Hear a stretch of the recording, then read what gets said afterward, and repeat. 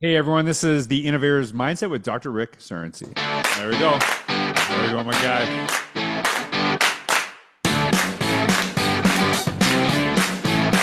Now, Dr. Rick Surency is actually the superintendent of Putnam County School District. It's about 2 hours away from me in Orlando. We spent the first half hour talking. He's an awesome guy. He's an awesome guy. So I'm really pumped to do this. They're doing some really amazing things in the district. And one of the things that is really fascinating to me, and this is very different from growing up in Canada, you are the superintendent of Putnam County, but it is not an appointed position. It's an elected position. So you just actually were just re-elected, I guess. Is that the I don't know, is that the proper term? Yeah. Yeah, George, and by the way, thanks for having me. My And pleasure. by the way, we're in Florida. I don't know if you mentioned that, but yeah, in Florida, 2 hours north of Orlando. And yeah, I'm elected, and most of our districts in Florida are elected, so it presents different dynamics. We're Yeah. not hired or fired by a school board. Yeah. And so like, and this is the thing that I think really, really matters too, is that even though Dr. Surency is actually elected, he's taught, he's been a principal, he's worked in the school board. I think you have, I'm reading, and I don't know if this is up to date, is at least 38 years. So that's a, Well, I was 38 years before I got in this job, so I'm in year 47 now. look at this. I love it. So tell us a little bit about that experience, being in the classroom, being in schools, and then how that led to you doing what you're doing today. Well, it's been a regular progression. I mean, I started off as a teacher aide and a teacher and a coach, a dean, assistant principal, and principal. And then, this is a culmination of my career. This what I've always looked forward to is, leadership. And it really has it's been the funnest job I ever had. It really is. Yeah, and you're pretty easy. Yeah, so if you're having fun, I think everyone else has too. And this when we were talking about some of the amazing things that are happening, you as great leaders do, you take no credit, you give it to everyone else, and you don't just talk about your staff, you don't talk about your students, but you talk about your community. And here's what I really connected with: your graduation rates under your leadership have risen significantly. Because so what I'm reading is almost 55% to 92%, which is incredible.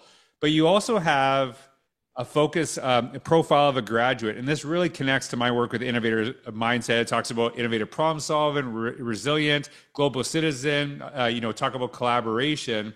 So one of the things that really stuck out to me is that you are really connecting, traditional skills, traditional ways that people see school, the importance of that, while also, because people often see this as an either or, really focusing on how do we actually not only prepare kids for the future, but actually have them being future ready right now. Because I think sometimes it's like, hey, they'll lead in the future. It's like, well, you actually have to give them the tools to do this within our school context. So why was that so important to actually like kind of bring those two worlds together of, really developing the basics to really focus on an innovative future?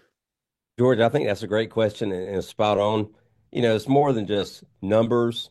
Yeah, we increased it by that much, and yeah, on-time graduation is extremely important. But we've got to make learning relevant, and I think when kids see that, hey, what I'm doing, the class I'm in is going to help me in the future, even past graduation, I think I'm gonna focus a little more on school. And I think students have really focused on what's life going to be like when I graduate.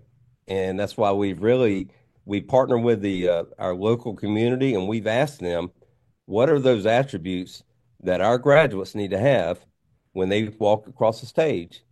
And from that, all that work came our portrait of graduate. And I think that is so embedded in our culture in our community. But I think that has really given us a whole new perspective on what graduation means. So making that learning relevant, I think, has been a game changer. Well, and that like I'm looking at that, and you'll be able to see the link to the profile of a graduate as well. And I Mhm. didn't know that you really brought in the community voice. Like I know we talked a little bit, but I didn't know that specifically was built together, which makes it more likely to be successful because if your communities help build it, Yep. and they want it to be successful, because if it's not, it's kind of their fault too, right? Yeah. That's a little bit, fair.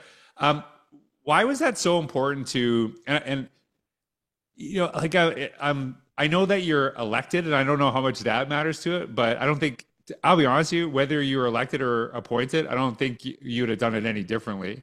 Like, you just kind of seem like really kind of bringing people in, and how important that. Why was that so important to, have people like your community, your business community, your students, your staff build that together? Because I think that's a really important aspect of why it's leading to success in your school district. Well, I had something happen my first year I was in office. I actually had the employer of the largest private industry in this community. It's a paper mill. Come to me and said, we need to talk to you about starting a program where you can train your graduates to come work in our mill. And they had to have specific, um, skills and all that. And it was called advanced manufacturing.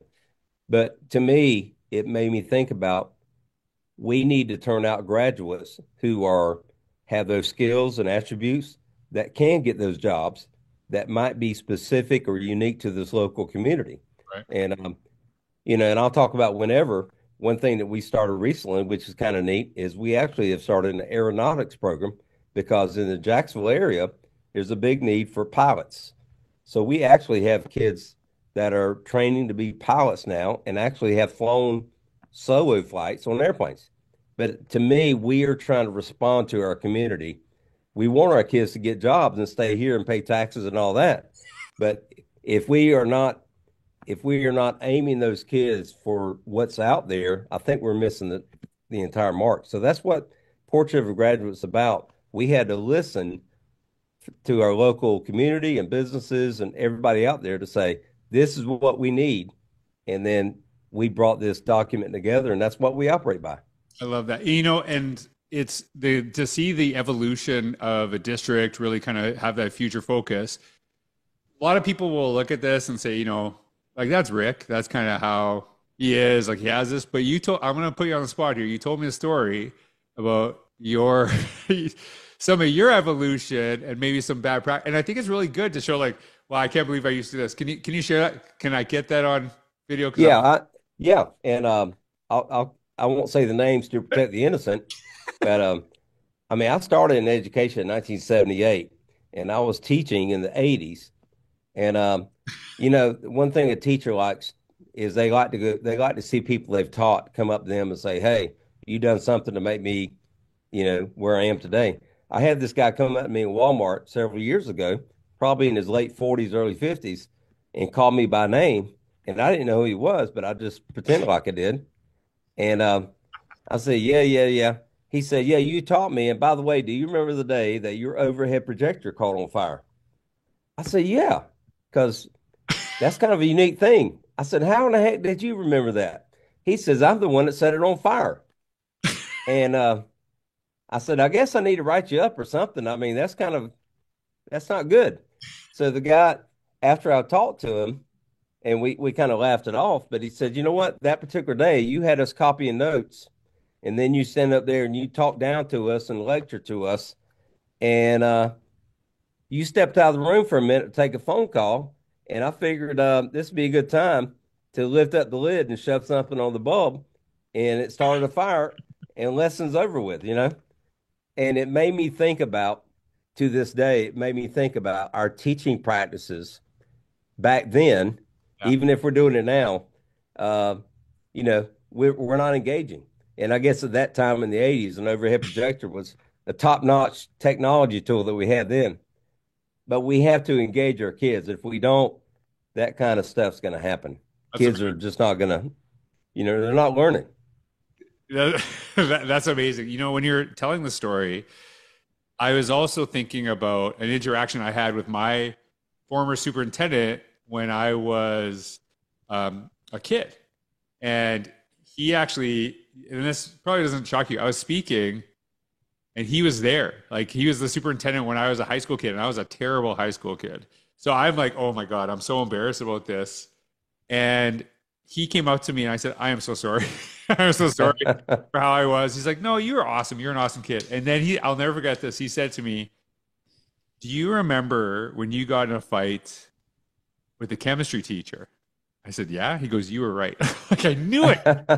I just loved it. So he had to back up the teacher in that moment, but he held on to it. I was like, I knew it. So I just love that. Oh my gosh. One of the things that, I love about that story that you just told is how much you're willing to model your own learning, your own growth in the process. And one of the things that you have in the Portrait of a Graduate is the idea of a fearless learner. And so much of how you develop that is focused on the culture that you build in your community. And I know that you're having these great results, you're seeing great progress with your schools, with your students, with your community, but it's really because of the value and the purpose that you really inspire in your staff. And that's something that you are really focused on with your school team. Why is that so important to really develop that culture and to bring that out to ensure kids are successful? Well, first of all, coincidentally, tomorrow morning, I'm having my third session called the Superintendent Student Advisory Meeting. And I bring in students, a representative from 712 across the district. And it's just an opportunity to ask them questions and them share out. And I want to reinforce to them, I'm not going to go back and tell your principal what you said, but I wanted to build that trust. And I want them to be totally honest because, high school kids can be more honest than you can imagine. But they really have given us some great information. And I take all that and I go back to our principals and our teachers and say, guess what? This is what our kids are really saying. And I've gotten some really profound feedback that I think our principals have really kind of taken note of. So to me, that represents that student-centered approach. I do the same thing with teachers. I've met with teachers in an advisory way, and I want to go back and say, you know what? This is what our teachers are saying. Mhm. So the culture I have is a culture of listening. I think I can be the conduit where I can listen to the people we are serving and I can go back and say, listen, these are some things that we can do better. These are things that we're doing pretty good. But if we don't listen and have that culture of we're all in this together, we're not top down, then I don't think we can be successful.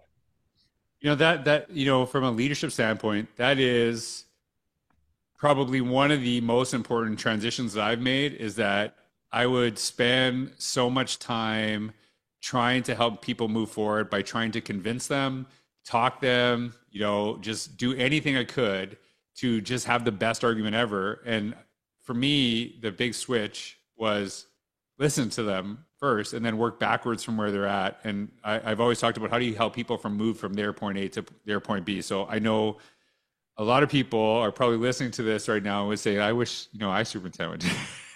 So I appreciate that. Yeah, I think that's something that really, really matters. We talked a little bit about this before the podcast, but I'm actually joining you all coming up in June. I'm really pumped about it, and We are too. you'll be there, and a lot of your community will be there too. And I'm putting myself on the spot, and I'm always a little nervous to do this, but I know it's almost like I can only wreck things now, like see all the great stuff. So I don't want to mess it up. But if I'm successful in helping your community and your staff and your students on that day, what do you expect from me? What does that look like to you on that day when I'm joining you? Well, I think, just being there to affirm them and to say, hey, you're not the only teachers, you're not the only people going through this. Other districts go through things that we go through. But I think to see, hey, you can be stronger than you are now. We can all do better. But if we don't come together and really depend on each other, listen to each other, and really, instead of being always in competition and trying to be the best than we are with our neighbor, let's both come together and let's build on what we can do better. And together we can be better. So I think that message, and I know you're really good at that, is really trying to build on those skills and competencies they already have and really help them motivate them to move forward. And but I agree with you. Listening to them is really important. Yeah, and that to me is something people need to feel like that they're appreciated and they're supported. And once they feel that, they're more open to being pushed. But if you're just pushing them, but they don't know if you got their back, that's something that, really sticks out. I'm going to tell you, you're awesome. I'm like so excited. I'm like always excited when I'm in, my new home state of Florida, to connect with really visionary leaders. You and I was right before the podcast. I'm like, I know this guy. And then I was like, it's like I've talked to you a million times before you even got on the podcast. It's just how it felt immediately. So I feel really blessed to have talked to you today. I feel really blessed to join your community. And I think one of the things that I love when I come out and speak is that I hope that I help people, but I know I'm going to become better because I'm going to take everything you guys are doing it and, share with other groups. So Dr. Sorensen, thanks so much for inviting me, but I know you're so busy and that you took time out of your day to join me and your team with you today. So thanks so much for being on the podcast. I can't wait to see you all. And George, I look forward to seeing you. And by the way, I'll take you out to one of our seafood restaurants here on the river. And I'm actually going to show you. Here's something you probably didn't know about Palatka. I'm going to show you where Babe Ruth lived. Babe Ruth Really? he had his winter home right here in Palatka. Wow, you just hit my sports heart right there. So if you told me that at the beginning of the podcast, that's all I would have asked you about. So thank goodness you saved it for the end. Anyways, Dr. Sorensen, thanks so much. Everyone, thank you so much for listening. I hope you have a wonderful day. Take care. Thanks, George.